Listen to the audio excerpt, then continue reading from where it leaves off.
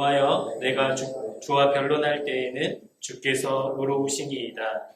그러나 내가 주께 질문하옵나니 악한 자의 길이 형통하며 반역한 자가 다 평안함은 무슨 까닭이니이까? 주께서 그들을 심으심으로 그들이 뿌리가 박히고 장성하여 열매를 맺었거늘 그들의 입은 주께 가까우나 그들의 마음은 머니이다. 여호와여, 주께서 나를 아시고 나를 보시며 내 마음이 주를 향하여 어떠함을 감찰하시오니 양을 잡으려고 끌어냄과 같이 그들을 끌어내시되 죽일 날을 위하여 그들을 구별하옵소서. 언제까지 이 땅이 슬퍼하며 온 지방의 채소가 마르리이까? 짐승과 새들도 멸절하게 되었사오니 이는 이 땅 주민이 악하여 스스로 말하기를 그가 우리의 나중일을 보지 못하리라 함이니이다. 아멘. 네, 오늘 예레미야 12장 1절부터 4절까지 말씀을 가지고 예레미야의 질문이라는 제목으로 하나님의 말씀을 함께 나누도록 하겠습니다. 여러분이 저를 보실 때 어떤 사람으로 생각하시는지 저는 알지 못하지만 제가 저를 생각하는 모습은 있지 않겠습니까? 그래서 설교를 준비하면서 내가 생각하는 나의 모습을 한마디로 표현하자면 어떤 말로 표현할 수 있을까? 욱하는 사람이다. 욱하는 성격을 가진 사람이다. 이런 생각을 좀 하게 되었습니다. 제가 종종 운전을 하다가 이 욱함이 이렇게 튀어나오거든요. 그런데 종종이 아니라 솔직히 말하면 꽤 자주 그럽니다.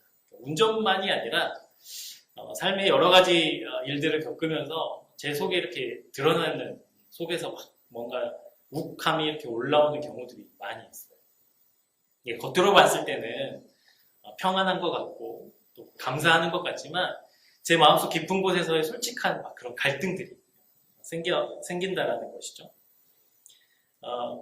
특히 운전할 때는 이제 앞에 있는 차가 뭐 이상하게 끼어든다거나 신호를 뭐 지키지 않는다거나 그러면 괜히 막 그 욱함이 막 튀어나옵니다. 근데 겉으로는 티가 나지 않죠.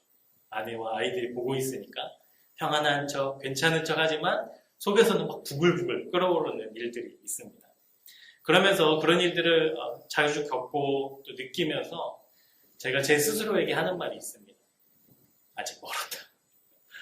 아직 멀었다.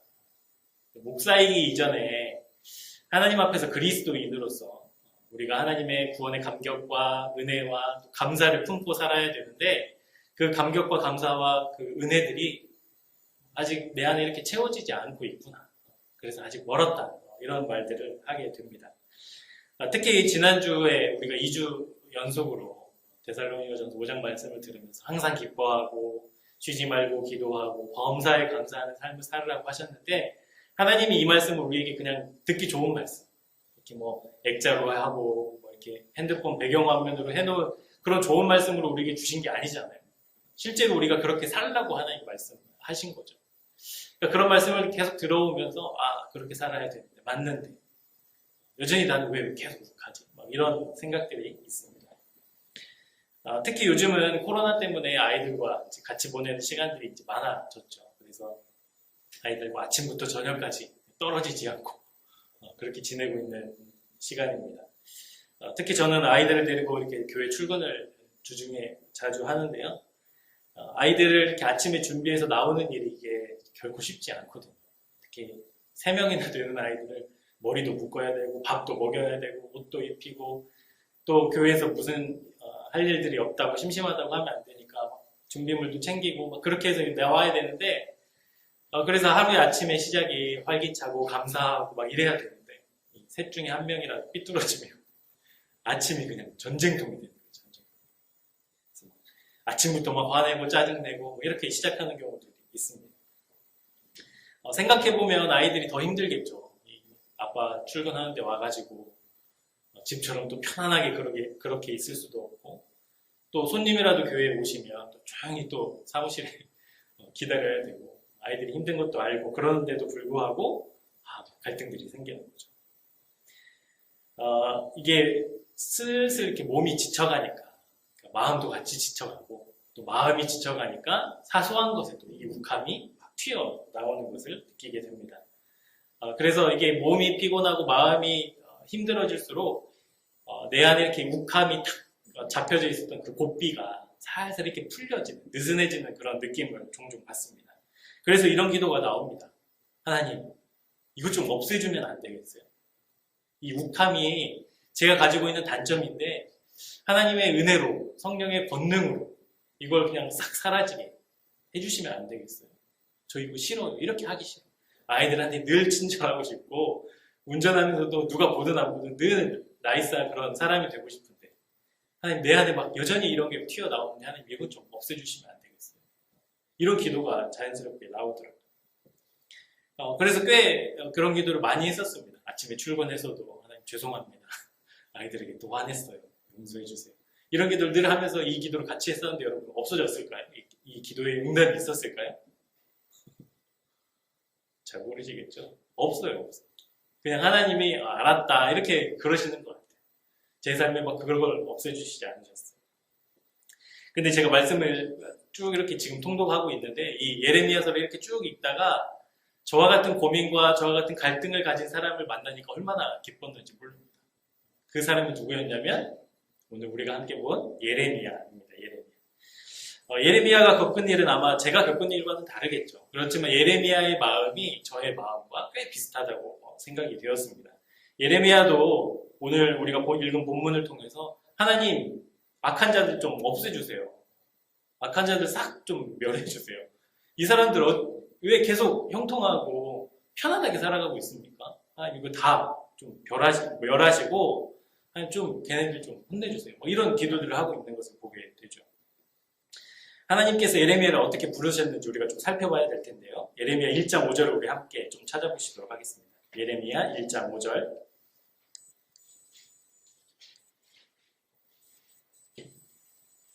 예레미야 1장 5절은 하나님이 예레미야를 부르신 현장의 그 말씀인데요. 예레미야 1장 5절 우리 함께 말씀을 읽어보시도록 하겠습니다.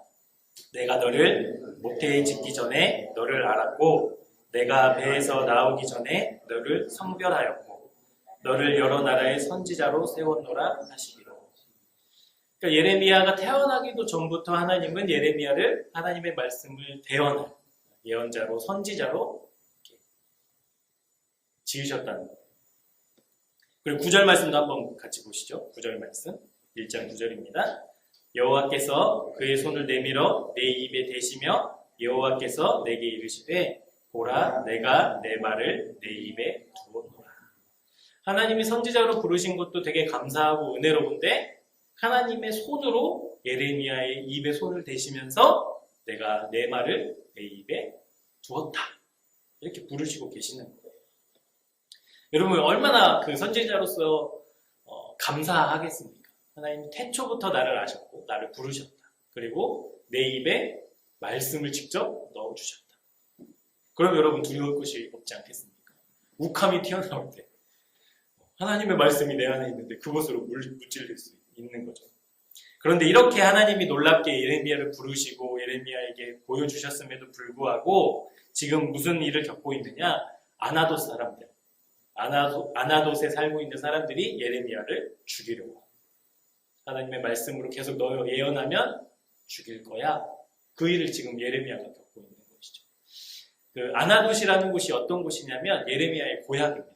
그리고 예레미야가 선지자로서 첫 번째 하나님의 말씀을 예언하는, 대언하는 장소가 바로 아나돗이었어요. 그러니까 처음 시작부터 지금 고난을 만난 거예요. 처음 시작부터 위기를 만났던 겁니다. 이것을 어떻게 알려주셨느냐? 예레미야 11장 21절에 하나님께서 예레미야에게 이렇게 말씀하세요. 그들이 내 생명을 빼앗으려고 찾아 이르기를 너는 여호와의 이름으로 예언하지 말라. 두렵건대 우리 손에 죽을까 하노라. 지금 아나돗 사람들이 그 계획과 그 마음을 먹고 있다는 것을 하나님이 예레미야에게 알려주셨다는 거예요. 여러분, 우리가 믿음을 지키려고 할 때 신앙인으로 세상 어느 곳에서든지 무슨 일을 하든지 당당하게 살아가리라 다짐할 때 여러분, 믿음을 방해하는 사람들이 꼭 있습니다. 우리의 믿음을 지키지 못하게 유혹하는 그런 존재들이 꼭 있어요. 이것을 오늘 말씀에 비추어 보면 악인이라고 통칭하도록 하겠습니다. 그러니까 악한 사람뿐만이 아니라 어떠한 환경, 또 어떠한 도구, 또 어떠한 상황, 이런 것이 다 악인이라고 통칭할 수 있겠죠. 왜냐하면 우리의 믿음을 뒤흔들고 우리가 믿음을 지키지 못하게 방해하는 것이 꼭 사람만은 아니지 않습니까? 우리가 게으름도 마찬가지죠. 어떤 게으름에 빠져버리면 우리의 믿음을 지키지 못하게 되고 또 귀차니즘 이런 것도 마찬가지죠. 영적인 무기력도 우리의 믿음을 지키지 못하게 하는 영적 아나돗과도 비슷합니다. 악인. 이 정도면 참 잘하고 있는 거야. 이 정도면 괜찮은 신앙인이지 라고 얘기할 수 있는 착각. 이것도 영적 아나돗일 수 있죠. 기도할 때이고 말씀 앞에 순종할 때인데 그때가 바로 지금인데 그때를 분별하지 못하는 무감각함도 영적 아나돗이기도 합니다. 그런데 이런 것들이 여러분 우리 주변에 늘 산재해 있고 우리의 믿음을 위협하고 있는데 베드로전서 말씀처럼 우는 사자와 같이 우리에게 집중하고 있다는 우리 그냥 내버려두고 신앙생활 죄송합니다. 신앙생활 잘하게 이렇게 두는 것이 아니라 우리가 언제 좀 게을러지나 언제 귀찮아지나 언제 좀 무기력해지나 이걸 보고 믿는 거예요.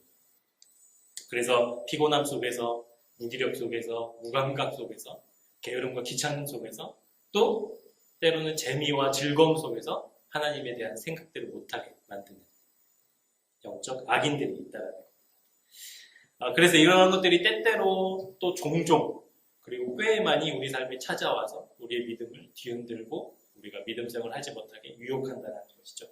그래서 아삽은 시편 73편에 이렇게 글을 쓰고 있습니다. 한번 잘 들어보세요. 나는 거의 넘어질 뻔하였고 나의 걸음이 미끄러질 뻔하였으니 이는 내가 악인의 형통함을 보고 오만한 자를 질투하였음이로다. 그러니까 우리에게 다가오는 영적 위기들, 영적 악인들 때문에 내가 넘어지고 자빠지고 나의 걸음이 미끄러질 뻔했다. 내 믿음을 지키지 못할 뻔했다라고 이야기합니다. 그러니까 이것은 분명한 위기입니다. 우리가 건강한 신앙인으로 살기 위해서 하나님을 잘 붙잡는 것도 너무 중요하지만 그와 반대로 우리를 위협하는 영적인 존재들, 영적인 아나돗이 있다는 것 우리가 꼭 기억해야 한다. 그리고 그것에 대해서 대처해야 한다는 것이죠. 그래서 우리가 하나님께서 나를 성령으로 충만하게 해주셔서 그런 위협이 왔을 때, 그런 유혹이 왔을 때 그것을 다 물리치고 항상 승리하고 아무도 나를 건드리지 못하는 그런 상태가 되었으면 참 좋겠는데 이러한 그런 위기들이 왔을 때 우리가 늘 싸워서 이길 수만 있었으면 좋겠는데 그리고 우리의 믿음보다 오히려 그 유혹들이 더 커 보일 때 힘이 더 세 보일 때 그래 다윗처럼 골리앗을 무너뜨리는 그런 영적인 패기들도 있었으면 좋겠는데 우리는 종종 그 유혹 앞에 무릎을 꿇게도 됩니다. 그러면서 어떻게 해야 될까 그러면 여전히 우리의 현실은 그렇지 않습니까? 그런 위기들, 악인들이 우리 주변에 있고 우는 사자와 같이 우리를 넘어뜨리려고 하고 있을 때 그러면 우리는 어떻게 할 것인가? 무엇을 할 수 있을 것인가? 오늘 말씀을 통해서 우리 함께 좀 살펴봤으면 좋겠습니다. 우리 본문으로 다시 되돌아가서요. 본문 12장 1절 우리 말씀을 한번 다시 같이 읽도록 하겠습니다. 12장 1절입니다. 여호와여 내가 주가 변론할 때에는 주께서 의로우시니이다. 그러나 내가 주께 질문하옵나니 악한 자의 길이 형통하며 반역한 자가 다 평안함은 무슨 까닭이니이까.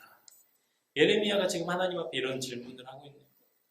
하나님 나를 죽이려고 하는 사람들이 있고 또 우리를 말씀에 비추어 보면 우리의 상황 속에서 하나님을 향한 믿음을 지키지 못하도록 유혹하고 또 위협하는 그런 존재들이 여전히 있는데 그 사람들이 악한 자가 어떻게 그들의 길이 여전히 형통합니까? 하나님을 배역한 자, 배반한 자들이 어떻게 편안하게 계속 살아가고 있습니까? 이 질문을 지금 하고 있는 거예요. 여전히 나를 괴롭히고 믿음을 방해하는 사람들, 그런 존재들이 여전히 득세하고 나는 그들에게 막 치여서 피곤해지고 넘어질 뻔할 때 우리는 무엇을 할 수 있을까? 첫 번째는 그러면 우리가 그런 상황에 빠져 있을 때 우리가 무엇을 해야 되냐면 첫 번째, 나의 하나님은 어떤 분이신가? 내가 믿는 하나님은 어떤 분이신가를 생각해야 됩니다. 하나님은 어떤 분이신가? 나의 하나님은 어떤 분이신가? 그것을 생각해내야 한다는 것이죠. 여러분 우리가 어떤 문제를 당할 때 문제를 맞닥뜨릴 때 그 문제를 해결하는 여러 가지 방법이 있을 겁니다. 그런데 생각하고 또 영적인 눈으로, 신앙의 눈으로 바라보면 우리가 어떤 문제를 만났을 때 문제에 집중하면 해결 방법이 없어요. 해결 방법이 없습니다. 요즘 이제 집 문제가 되게 큰 문제잖아요, 사회적으로. 특히 이제 교육자들 같은 경우에는 더 그렇습니다.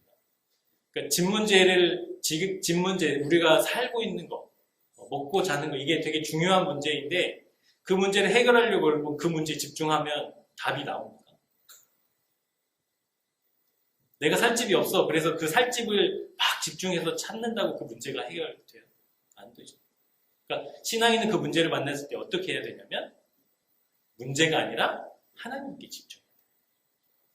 그게 신앙인의 문제 해결 방법입니다.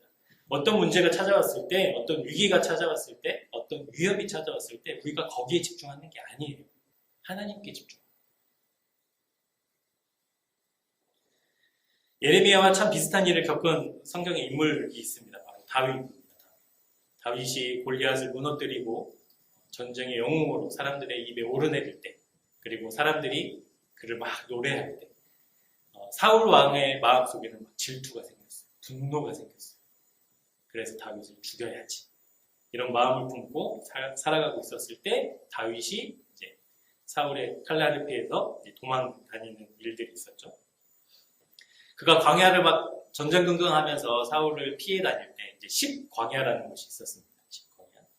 그곳에 이제 사울이 다윗이 숨어들었다라는 소식을 듣고 이제 최정예 군사 3,000명을 데리고 다윗을 잡으러 가요. 근데 이곳에서 어떤 일이 벌어지느냐? 그렇게 다윗을 잡으려고 모였던 왕과 최정예 병사들이 광야에서 잠이 든 거예요. 너무나 편안하게 잠이 든 거예요. 깊은 잠이 빠지게 된 거죠. 그래서 다윗과 다윗을 따르던 아비새라는 사람이 있었는데 이 아비새가 이제 그 적진에 이제 들어간 거죠. 같이 봤더니 다 자고 있는 거예요. 누가 왔는지도 모르고 세상 모르게 우리 속된 말로 어버가도 모를 정도로 막 자고 있는 거예요. 그래서 아비새가 다윗에게 이렇게 얘기합니다. 다윗, 지금이 절호의 찬스입니다. 사울을 처단하고 이제 우리 새로운 역사를 씁시다. 이런 이야기들을 하고 있는 거예요. 그리고 말씀을 제가 이렇게 쭉 찾아보니까 정말 하나님이 야 다윗아 너 고생했지? 이제 복수할 기회를 줄게. 그러니까 내가 싹 재울 테니까 이제 멋지게 복수해봐. 이렇게 상황이 돌아가고 있는 거예요. 그러니까 제가 다윗이었어도 이건 하나님이 주신 기회구나. 하나님이 주신 은혜구나. 그래서 이렇게 사울의 목을 쳤을 것 같아요. 그런데 다윗이 뭐라고 합니까? 우리 말씀을 한번 찾아보도록 할게요. 구약 456쪽에 있는 사무엘상 26장 23절입니다. 구약 456쪽에 있습니다. 사무엘상 26장 23절. 이게 온라인으로 드리다 보니까 예배를 이렇게 보게 되는 경향들이 아마 계실 거예요. 그래서 오늘 말씀을 조금 찾아볼 텐데 한번 잘 따라와 보시기 바랍니다. 구약 456쪽에 있는 사무엘상 26장 23절. 우리 말씀을 한번 같이 읽어보도록 하겠습니다. 여호와께서 사람에게 그의 공의와 신실을 따라 갚으시리니 이는 여호와께서 오늘 왕을 내 손에 넘기셨으되 나는 손을 들어 여호와의 기름 부음을 받은 자 치기를 원하지 아니하였음이니이다. 환경은 다윗이 칼을 들어서 자기를 죽이려고 하는 사울을 죽여도 정당한 것처럼 보이는 상황입니다. 그리고 하나님이 그렇게 하게 내버려 둔 것 같기도 해 보여요. 그런데 다윗이 무엇을 선택했습니까? 하나님을 선택했어요. 자기가 칼을 들어서 사울을 죽일 수도 있는 상황이었지만 그것을 하나님께 맡겨드린 거예요. 왜냐하면 사울 왕도 하나님이 기름 부어서 왕을 세우셨기 때문에. 그리고 이 왕이 하나님의 뜻에 맞지 않고 하나님이 처단하실 거면 하나님의 손으로 하실 수 있도록 자기가 나서지 않은 거죠. 그러니까 그 문제에 집중하지 않았어요, 다윗은. 그러니까 절호의 찬스 속에서도 하나님께 집중하는 다윗의 믿음을 우리가 엿볼 수 있습니다. 그 상황 속에서 다윗이 생각했던 하나님은 어떤 하나님이었느냐. 그러니까 다윗이 이런 생각을 했을 거예요. 내가 지금 사울을 죽이려고 할 때 내가 믿는 하나님은 어떤 하나님이지? 어떤 분이시지?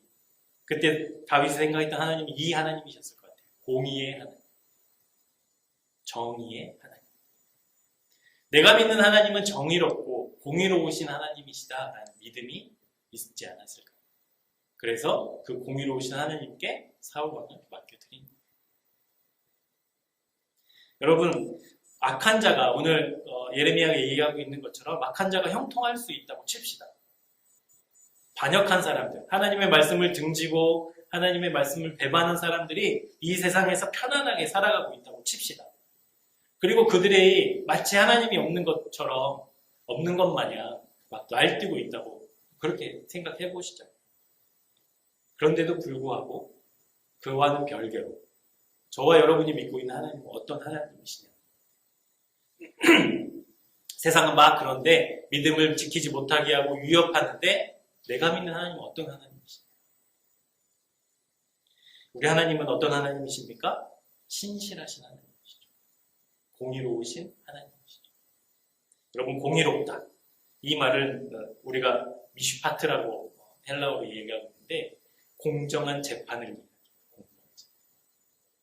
그러니까 내 생활도 하나님 앞에서 공정한 재판을 받고 그 악인들도 악한 상황들도 하나님 앞에서 악한 존재들도 공정한 심판을 받게 될 거예요. 그 하나님. 그들의 형통이 그들의 평안이 내 마음을 뒤흔드는 그런 욱함이 우리 속에 막 뒤끓고 있을 때 우리는 신실하신 하나님, 공의로우신 재판장이신 그 하나님을 기억해야 합니다. 그리고 그 하나님께 맡겨드려야 하는 것이죠. 그리고 다윗처럼 우리는 이렇게 기도해야 합니다. 시편 119편 121편입니다. 121절입니다. 내가 정의와 공의를 행하였사오니 나를 박해하는 자들에게 나를 넘기지 마옵소서.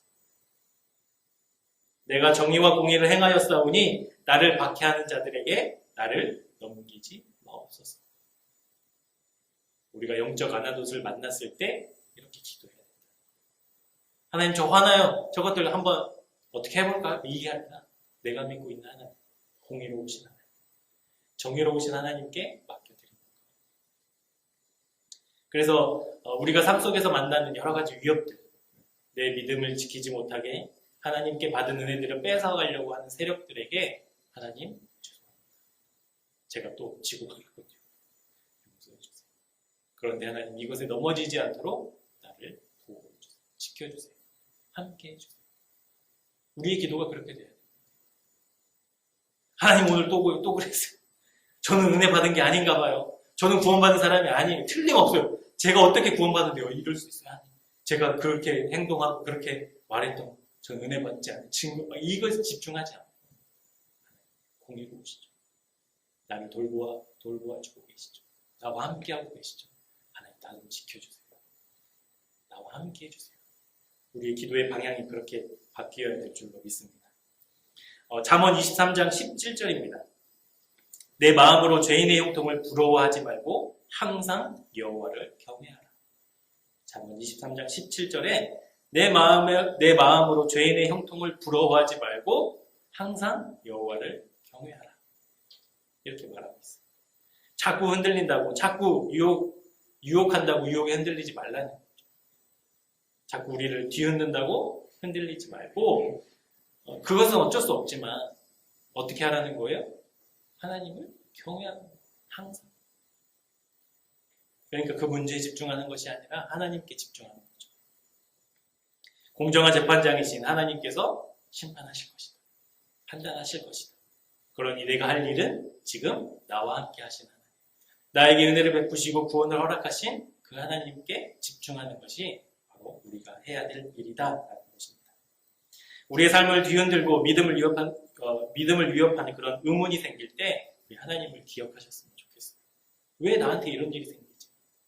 내가 기도 안 한 것도 아니고 예배를 빠진 것도 아니고 헌금도 열심히 했는데 왜 내 삶이 자꾸 이렇게 어려워지지? 내 삶은 왜 변하는 게 없는 것 같지? 왜 과거와 여전히 똑같지? 그때 우리 하나님 기억하셨으면 좋겠어요. 신실하신 하나님, 공의로우신 하나님. 그래서 우리는 연약하지만 우리는 여전히 약점을 가지고 있는 불완전한 사람들이지만 그럼에도 불구하고 하나님을 기억하고 공의로우신 하나님의 옷자락을 붙잡는 믿음의 삶을 살아가는 사람들에게 예레미야 15장 20절에 은혜가 있기를 빕니다. 우리 말씀을 한번 찾아볼게요. 예레미야 15장 20절입니다. 예레미야 15장 20절. 조금 뒤로 가시면 되죠? 네, 말씀을 한번 같이 읽어보도록 하겠습니다.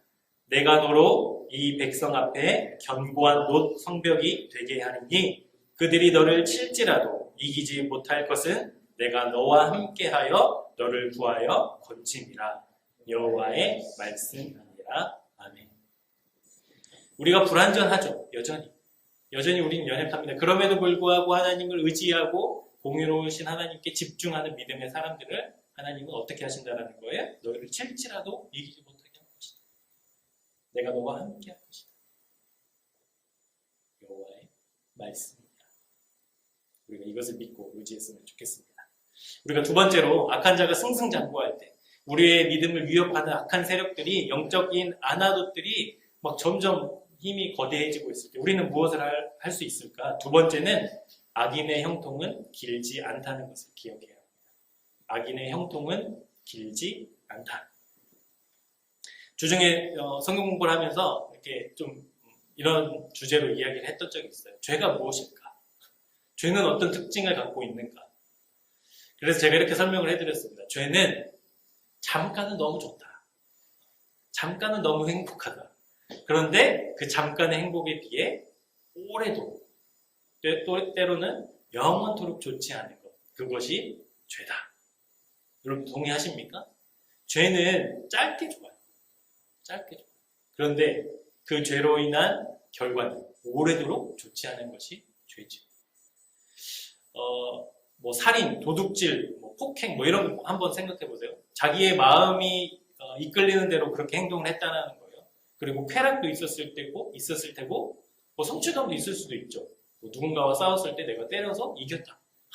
역시 나는 주먹이 세. 뭐 좋을 수도 있겠죠. 잠깐의 행복과 잠깐의 뭐 즐거움이 있을 수 있는데 여러분 그 결과는 어떻습니까? 짧게는 몇 개월, 길게는 몇 년 동안 감옥에서 생활해야 되는 거죠. 죄의 특징은 그렇다는 거예요.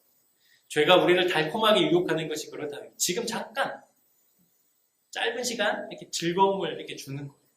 근데 우리는 거기에 혹해서 빠져버리고 또 오래도록 좋지 않게 되는 거죠. 그런데 하나님의 은혜는 여러분 어떻습니까? 믿음은 어떻습니까? 지금 당장은 달콤하기도 하겠지만 어때요? 조금 씁쓸하죠. 뭔가 더 이렇게 열정을 내야 되고 하나님 앞에 헌신해야 되고 시간을 들여야 되고 또 물질도 들여야 되고 뭐 이런 것들 때문에 조금 불편을 느낄 수는 있을 것 같습니다. 그런데 그 불편을 넘어서면 뭐가 있어요? 영원한 만족과 영원한 기쁨이 우리 안에 있는 것이죠. 그것이 죄의 특징과 하나님의 은혜의 특징이다. 그런 의미에서 보자면 죄에 속한 영적인 아나독들의 지금 이 득세함, 힘이 세지고 거대해지고 나의 연약함을 자꾸 이렇게 집요하게 공격하는 그들의 힘은 어떻다라는 거예요? 짧다라는 거예요. 결코 길지 않다라는 거예요.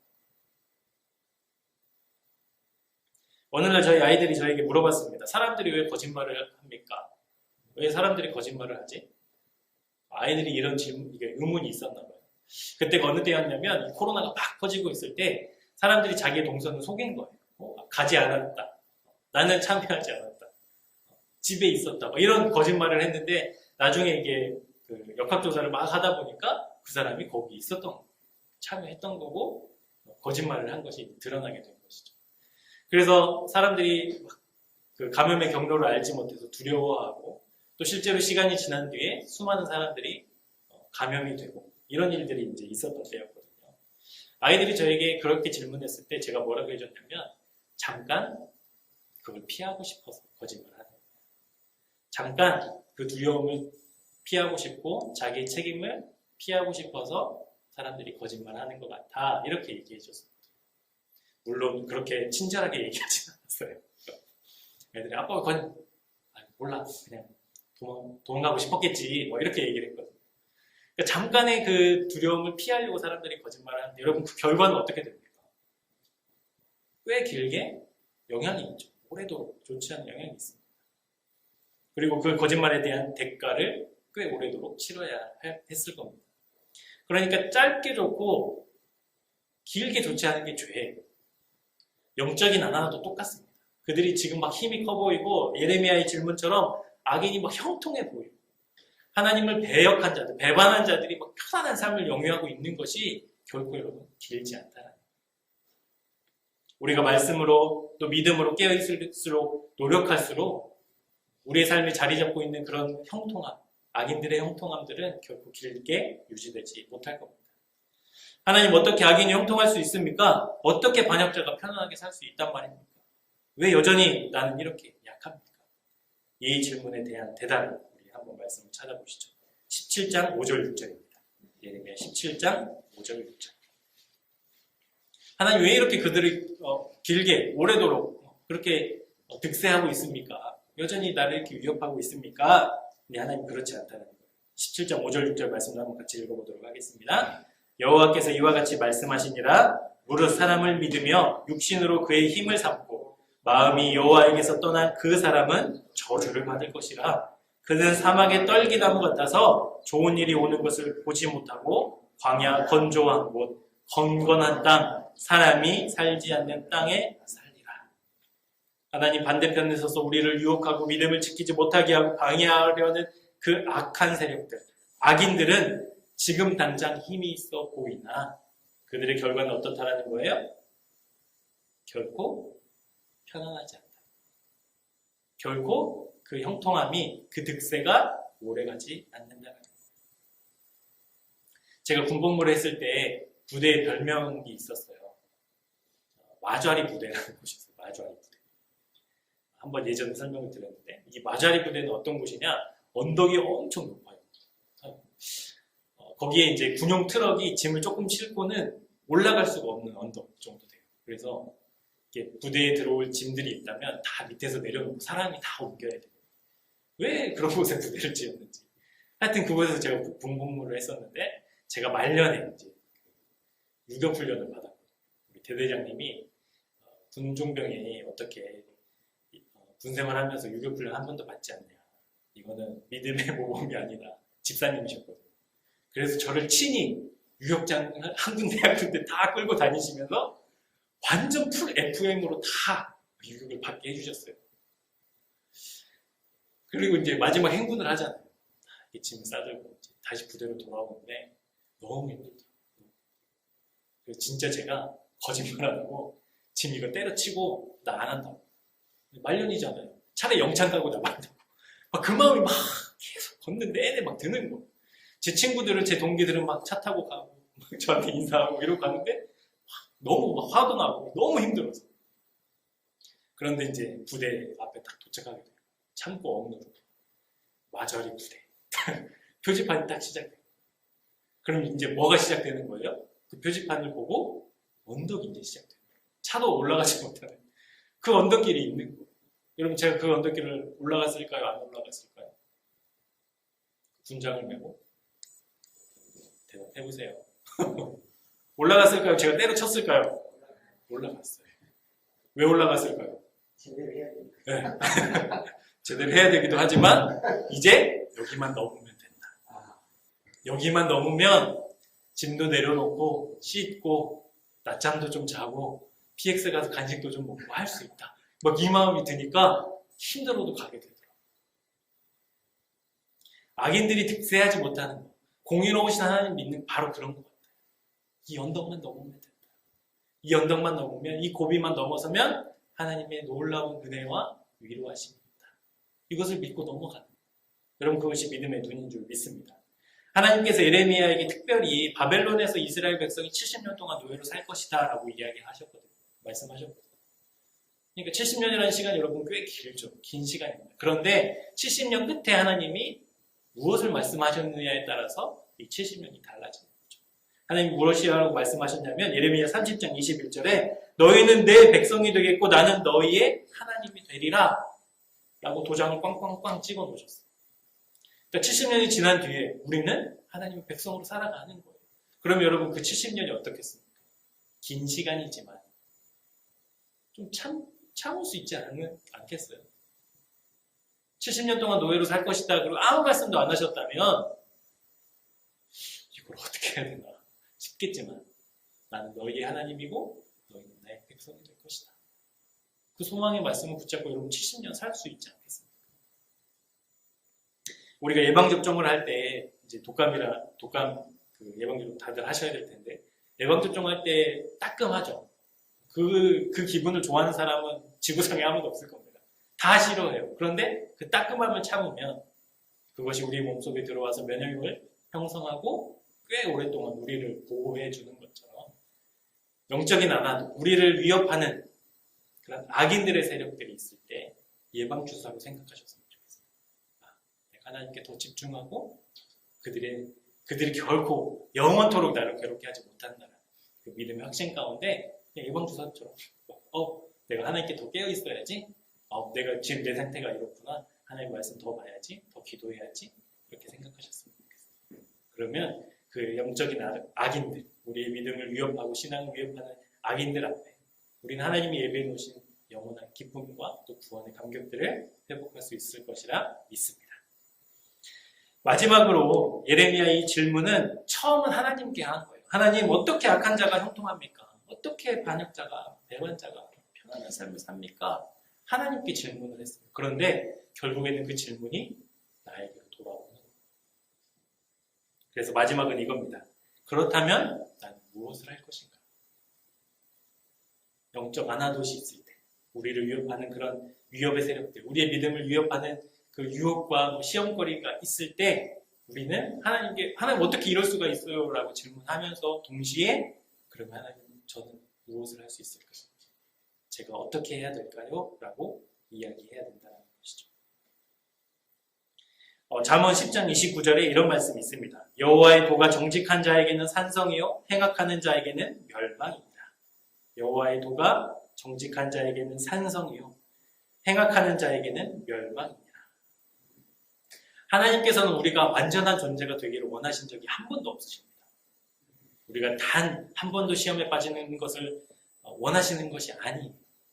만약에 하나님이 그것을 원하셨다면 성경은 어떻게 기록되어 있느냐? 이스라엘을 선택하시고 이스라엘 배반하니까 이스라엘 멸망시키시고 다른 민족을 선택하시고 다른 민족이 또 말 안 들으니까 멸망시키시고 또 다른 민족을 선택하시고 아마 이 사건들로만 성경은 기록되어 있었을 거예요.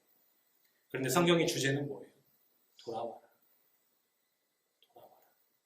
내가 너희를 부른 하나님이다. 나에게로 돌아와라. 그러면 산다. 이거예요. 성경이 뭐 복잡하고 어렵고 역사적인 사건들이 있겠지만 그 성경을 전체 이렇게 흐르는 맥은 돌아와라. 돌아와야 산다.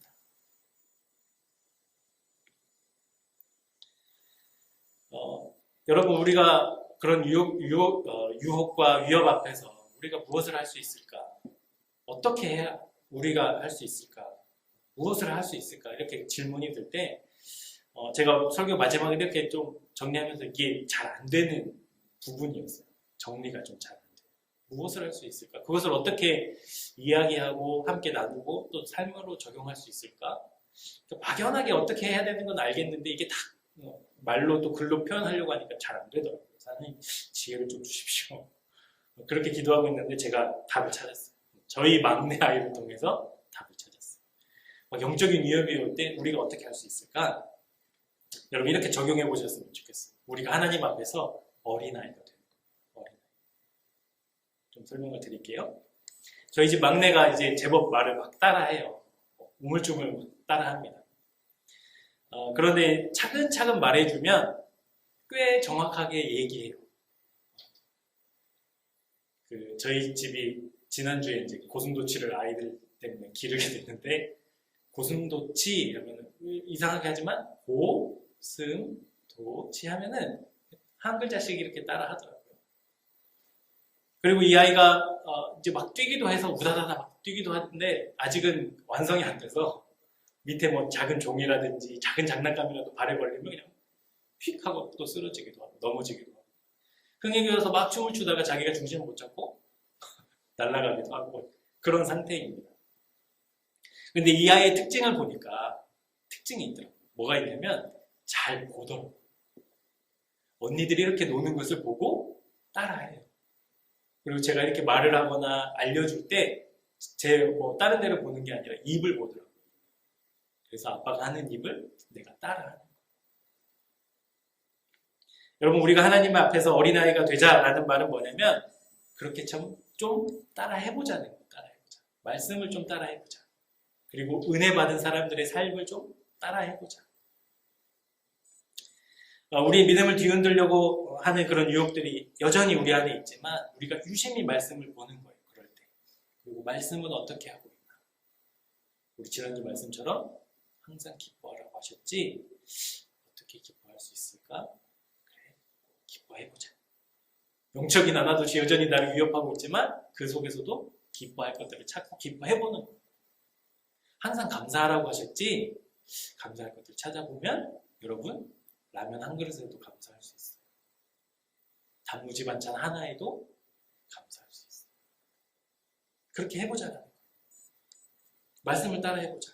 여러분 예레미야도 그렇게 했습니다. 말씀 한번 찾아볼게요. 예레미야 20장 8절 9절입니다. 예레미야 20장 8절 9절.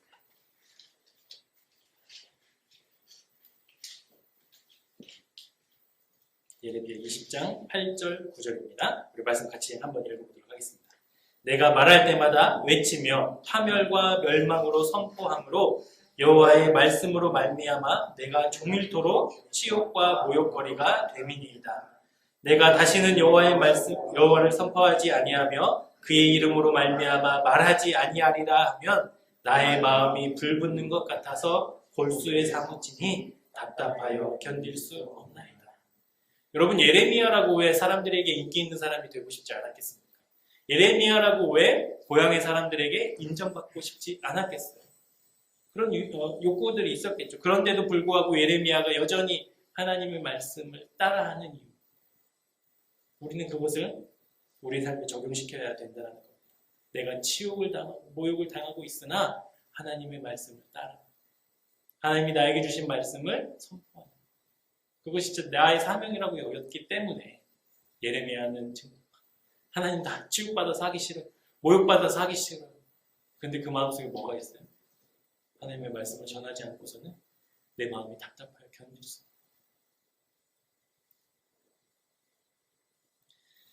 없어요. 예레미야가 말씀을 전할 때 치욕을 당하고 모욕을 당해도 다시 일어나 하나님의 말씀을 또 전합니다. 아마 예레미야의 삶의 평생이 그랬겠죠. 하나님의 말씀을 대언하면 하나님이 주신 말씀을 사람들에게 선포하면 사람들이 모욕을 주는 치욕을 주는 그 일이 계속 반복됐을 거예요. 그런데 예레미야는 어떻게 합니까? 또다시 일어나서 하나님의 말씀을 전합니다. 눈물을 흘리면서 말씀을 전합니다. 왜냐? 그것이 하나님의 말씀입니다. 우리가 무엇을 할 수 있을까? 하나님 저 좀 힘 좀 주셔서 이거 다 이겨낼 수 있게 다시는 내가 이것들에 흔들리지 않게 나에게 힘 좀 주세요. 이 기도만 할 것이 아니라 우리가 말씀은 지금 나에게 무엇을 하라고 명령하고 계시는가? 말씀은 지금 내가 어떻게 하길 원하시는가? 그 말씀을 따라가는 우리들이 되었으면 좋겠습니다. 앞서 제가 욱하는 사람이라고 얘기했잖아요. 설교를 준비하면서 제가 지은 죄를 이렇게 써보려고 하니까 못 쓰겠더라고요. 너무 많아서. 그런데 죄송하지만 저뿐만이 아니라 여러분도 꽤 다르지 않을걸요. 여러분이 하나님 앞에서 부족한 부분들을 이렇게 정리하기 시작하면 아마 밤잠 못 주무실 거예요. 너무 많아요. 우리는 다 그런 존재들이라는 거죠. 그러니까 하나님이 우리를 실수로 부르신 것이 아니라는 거예요. 하나님이 그것을 아시면서도 우리를 부르셨다는 거예요. 왜? 그럼에도 불구하고 하나님 따라가라. 그럼에도 불구하고 하나님께로 돌아가야 우리에게 소망이 있다고 우리에게 말씀하고 계십니다. 그래서 우리가 신앙생활을 하게 될 때, 특별히 이번 한 주를 살아가게 될 때, 여러분 이제 추석 명절이나 많은 스케줄들이 있을 텐데, 이 연휴 기간 동안에 우리의 믿음을 위협하고 우리의 믿음을 뒤흔드는 영적인 악인들을 만날 때 우리가 꼭 세 가지 지켰으면 좋겠어요. 첫 번째, 내가 믿는 하나님은 공의 보이신 하나님이시다. 그 하나님이 죽은 하나님이 아니라 살아계셔서 지금 나를 지켜보고 계시는 하나님이시다. 두 번째는 뭡니까? 괴롭고 힘든 것. 그 영적인 악인들, 영적인 아나노시 나를 괴롭히는 것, 이건 잠깐이다. 나는 영원한 기쁨과 영원한 구원을 선택할 것이다. 마지막으로 세 번째는 우리의 부족함을 인정해야 돼요. 저 부족해요. 저 연약해요. 그래서 말씀하신 대로 한번 살아볼게요. 그 다짐이 필요하리라 믿습니다. 하나님의 말씀을 따라하고 또 무너지면 다시 또 따라하고 아이들이 그렇게 하잖아요. 어느 하지만 말 따라하고 그것이 몇 달 지나면 이제 완전한 말을 하게 되겠죠. 뭐 달릴 수도 없고 일어설 수도 없는 아이가 넘어지고 또 일어서 넘어지고 또 일어서 수천 번을 반복하면서 걷고 뛰고 하는 아이로 자라나는 것처럼 우리가 하나님 앞에 어린아이의 힘을 인정하고 하나님의 말씀을 따라하는 이렇게 세 가지를 이번 한 주 동안 적용하셨으면 좋겠습니다. 사랑하는 새생명 가족 여러분, 우리가 앞으로 만날 많은 문제들이 있을 겁니다. 많은 유혹들이 있을 겁니다. 그때 말씀에 집중하셨으면 좋겠어요. 문제에 집중한다고 해결되지 않아요. 하나님께 집중해야 해결됩니다. 하나님께 집중하고 영적인 어린아이임을 인정하고 하나님의 말씀하신 대로 하나님이 지시하시는 대로 우리가 그 말씀을 차근차근 따라가서 하나님이 주시는 영원한 만족과 기쁨을 누리시는 우리 새생명 가족들이 다 되기를 주님의 이름으로 축복합니다. 함께 기도하도록 하겠습니다. 언제나 우리를 사랑과 은혜로 돌보시는 주님, 우리가 살면서 우리의 믿음을 위협하는 악인들과 수많은 문제들을 경험하게 됩니다. 예레미야가 하나님께 질문했던 것이 꼭 우리의 물음 같습니다. 그러나 하나님께서는 신실하시고 공의로우신 하나님이시기에 문제보다 하나님께 집중하게 하여 주옵소서. 악인들이 형통하고 반역자가 편안을 누릴 때 그들의 길이 결코 오래지 않음을 깨닫고 하나님의 선하신 인도하심을 인내하며 기다리게 하시고 어린아이가 그러하듯이 우리도 주님의 말씀을 보고 듣고 따라하게 하셔서 영원한 기쁨과 만족을 누리게 하옵소서. 한 주간의 삶 속에서 우리 모두 말씀과 믿음으로 승리하는 시간들이 되게 지켜주시고 돌보아 주시기를 간절히 원하오며 예수님의 이름으로 기도합니다. 아멘.